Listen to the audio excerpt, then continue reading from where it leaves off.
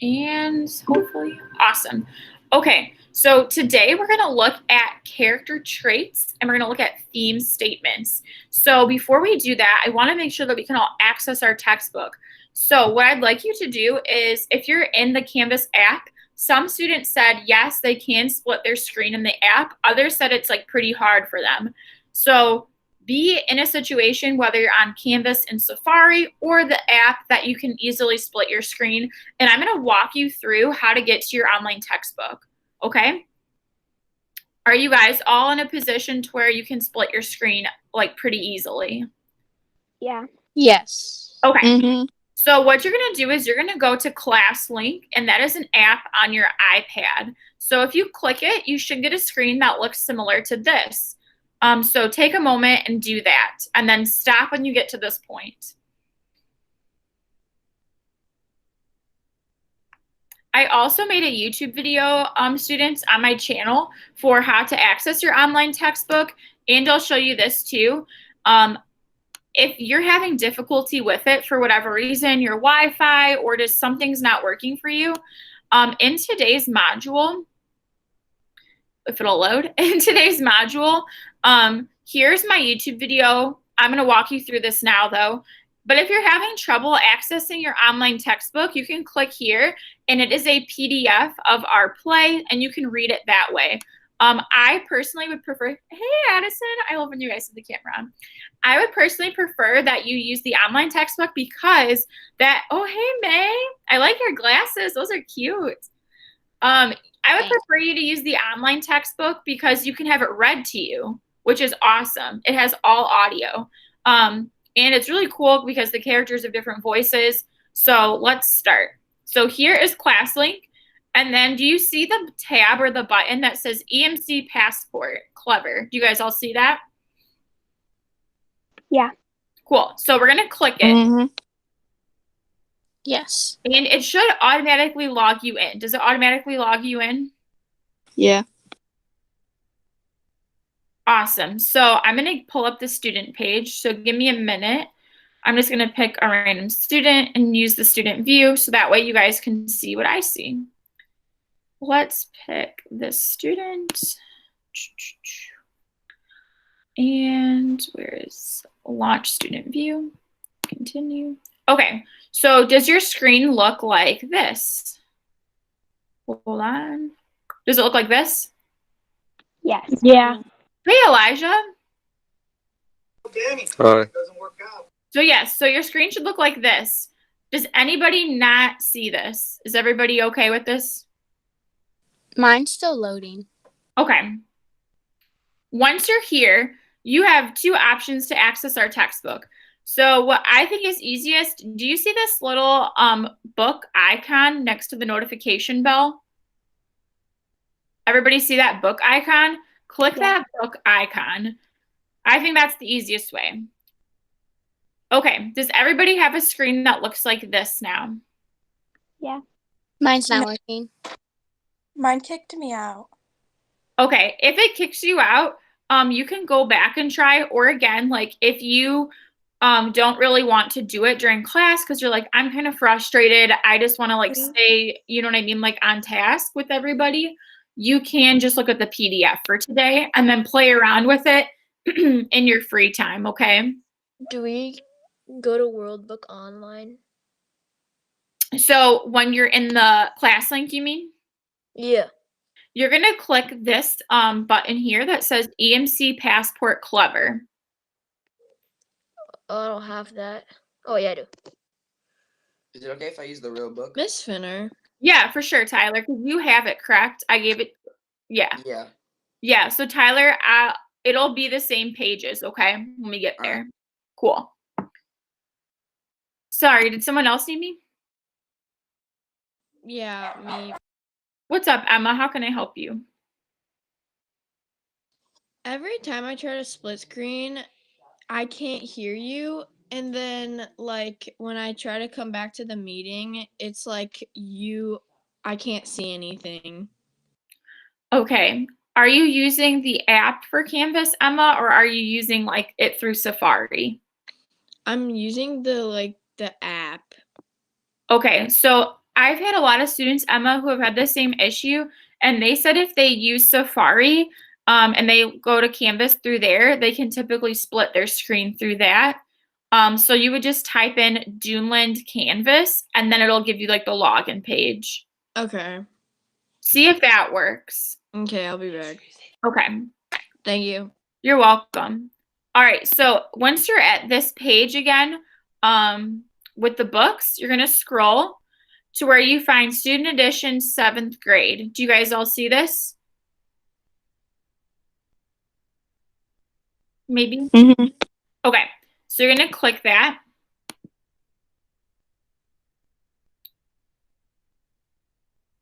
And then you're going to, mine's on the book because I was reading it with a previous class, but you'll have these icons on the side. Does everybody see these icons on the side, on the left-hand side? No. Did you click the book? Yeah. Anyone else not see these icons?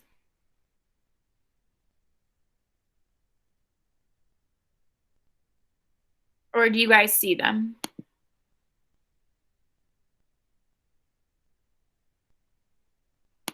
Maddie, maybe are they hidden? Do you have to like scroll over to the side? What book do we hit? Because I'm on the book page right I now. found them. Okay. Kitchell, you're gonna hit where it says, let me see. It's gonna say Student Edition Grade 7, Windows and Mirrors, and it's gonna be in the second row. It's purple, and you're gonna click Student Edition Grade 7. It's got like a purpley kind of cover.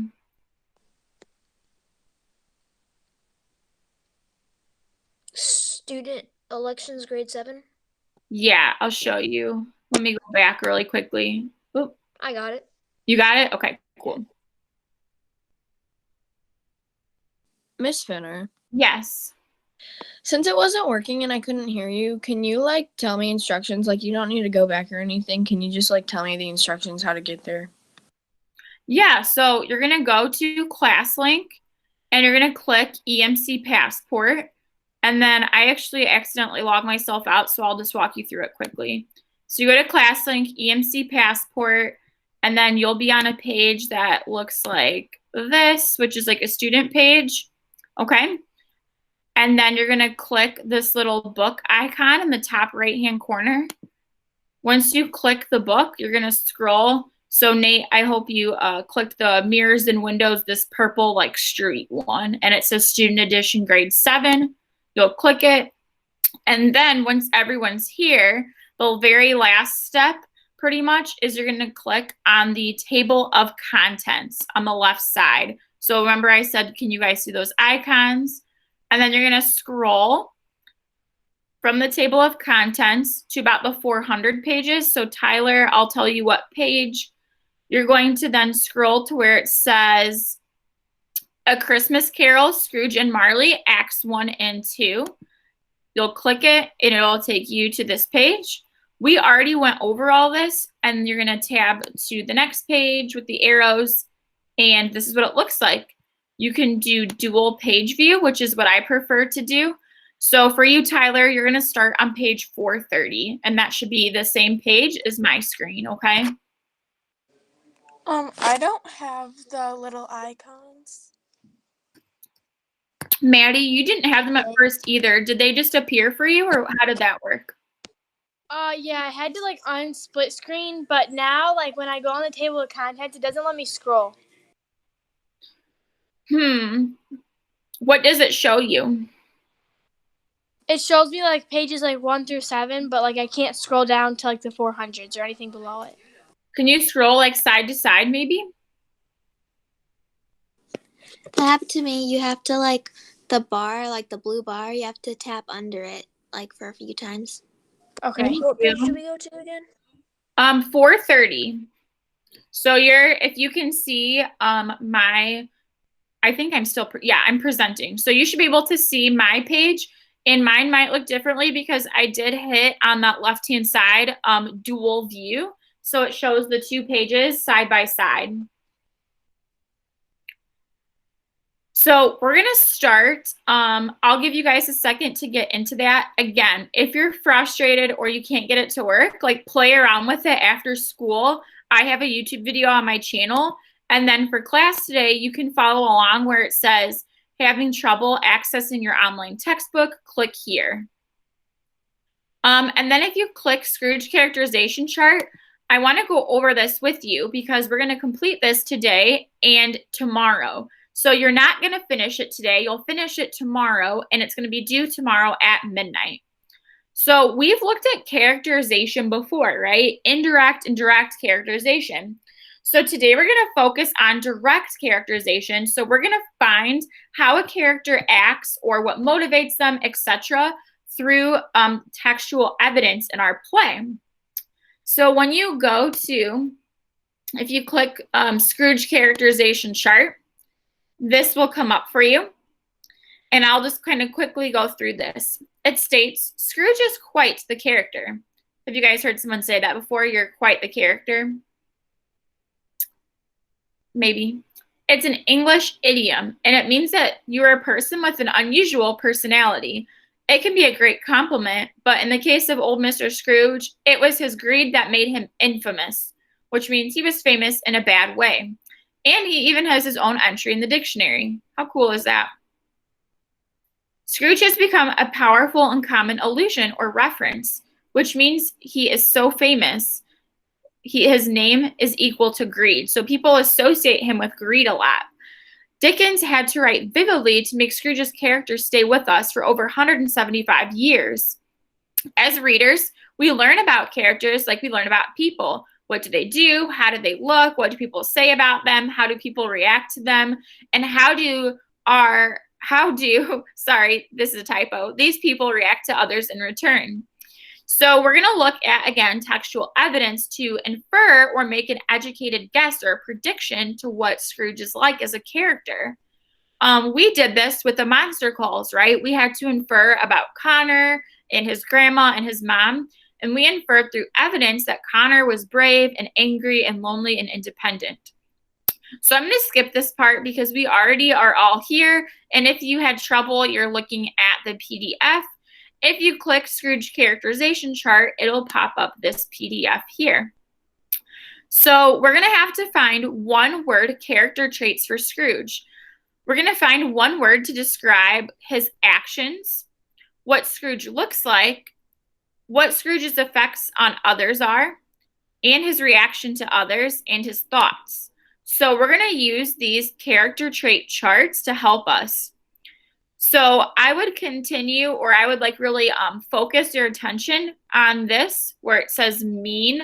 So as we're reading, think about these words and how they could apply to this assignment.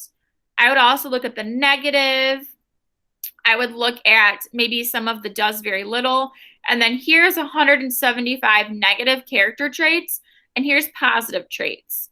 I would argue that you're probably going to use more of the negative character traits to describe him. So as we're reading today, I'll show you an example.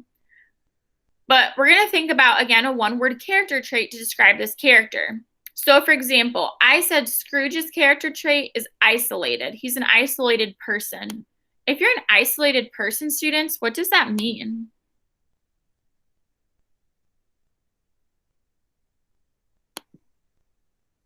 What does that mean if you're an isolated person? Anyone know? Like you just like are not very involved like with other people. You don't really like talk to them. You're just kind of lonely. You shut everyone out. Beautiful. Great job, both of you. I'll give you snaps, crackles, pops. Awesome job. Oh, my last class, I said I might change it to snaps, crackles, pops, and props. But I don't know. I think this is like another additive, but it's kind of cool. So yes, so if we look at the example, I said that Scrooge is isolated. And here's my evidence. It is my nephew and the one he married. Now, don't be freaked out by the way this is cited. This is cited by author last name, and it says the act. It's Act 1, Scene 4, lines 15 through 16. I'll make it easy because if you look in our book, do you see how we have page numbers? So you guys can still cite how we've been citing all year with author, last name, and page number. You don't need to put act and scene in line. If you want to be fancy and do that, go for it. But I would be very happy if you just did author, last name with page number. So he's isolated because he said, it is my nephew and the one he married. I said, Scrooge only has two relatives, his nephew and his nephew's wife. And he doesn't know her name. Can you imagine having two family members and like not knowing their names? This shows that he is uncaring and disinterested in his family, and he lives a solitary life. So this is what you're going to do. Think about Scrooge's actions. There's a really great part that I'll stop and show you about what he looks like and his effect on others. The rest, the other two, will probably finish tomorrow. Again, when is this due, students? Tomorrow by midnight. Yeah, so we'll finish it tomorrow. Excellent, Emma. Snaps, crackles, pops, and props. Oh, I kind of like that. I might change it. Okay, so we're all in the book. The really great part about this book, what I really like is if you are zoomed out to 50%, you'll see that there is a little, I think if you zoom in even a bit, you'll see that there is a play button. So you can play the audio. So I'm How do going you to start. zoom out? What's up? How do you zoom out? Great question. So on the side, you should have a sidebar and it'll have a minus sign and a plus sign. Do you see that? No. Are you in a Like full you have to be on screen? Safari for it.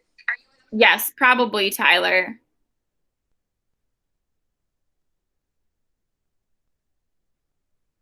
Or I bet too that if, since it's on your iPad, if you take your two fingers, like your thumb and your index finger, put it together and then go with your fingers, you can probably zoom that way too. Do you know what I mean? Go. It doesn't work. I will play around with it on my iPad today and I will see if I can kind of figure out those little things. If it's a problem, feel free to follow along with the PDF. So I'm going to start listening to it, guys. It's going to start reading the people of the play or the cast. I can't skip, so we'll just listen to all of that and then just, again, be thinking of character traits for Scrooge. Any questions? No. No. Awesome. So I'm going to stop the recording here because I'm nervous that it will get copyrighted on YouTube if I like play the audio. Let's stop it. Stop recording.